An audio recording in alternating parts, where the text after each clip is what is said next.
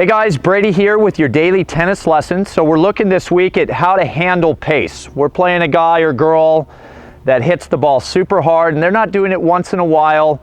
They're doing it over and over, okay? And so we're looking at how to make adjustments to play effectively against somebody like this. Today's adjustment is adjusting our follow-through, looking at the forehand side today, to make do with handling a lot of speed from this other player, okay?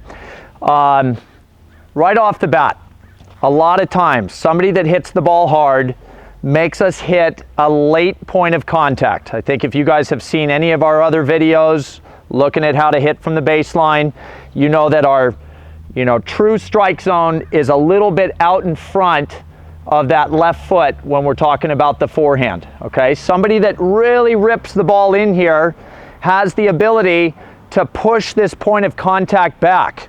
Definitely behind my left foot and sometimes right next to my body, if not a little bit behind my body, okay? So the adjustment we're making here is on the follow through, because if contact occurs back here, there is just no way that I can get to my traditional finish because the ball is so heavy back here.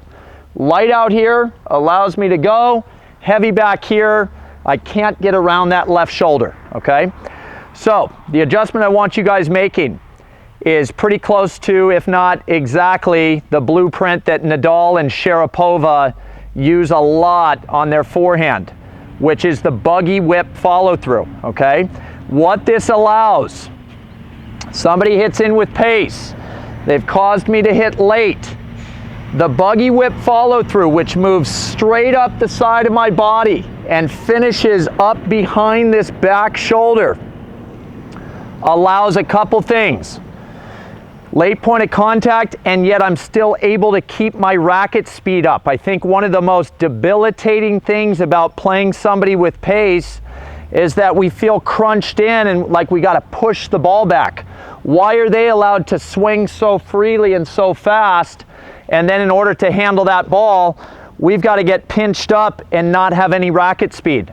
The buggy whip follow through allows for a late point of contact and still a lot of racket speed coming up this same side of my body. So that's a really kind of offensive way to think about dealing with what's normally a very defensive position. Somebody hitting for power makes us feel defensive, okay?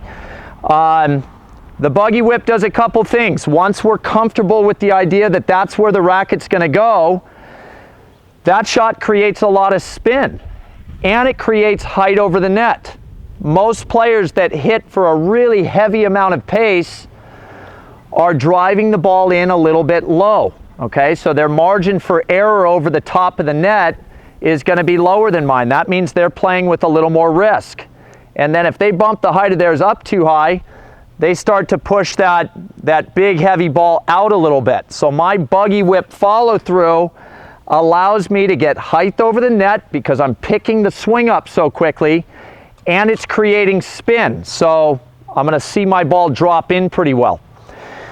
Let's take a look real quick at kind of my standard forehand where contact is out in front of my body. Okay, and there's that nice traditional finish here. If I tried to have that when dealing with pace and hitting late, you guys can see how locked up I get right there. There's just no way to get around. So when I see that ball consistently, here's a great adjustment. It's the buggy whip finish, coming with a lot of racket speed, up the side of my body, and I'm creating a lot of good height and spin over the top of the net. So this guy or girl that's really ripping in at you, you're feeling offensive back and probably playing with more margin they are.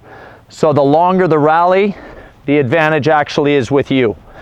Okay, so that's a really good adjustment to make. Go out, practice the buggy whip when handling pace. I think you guys are gonna love the result. All right? We got a couple more adjustments coming later in the week on how to handle pace.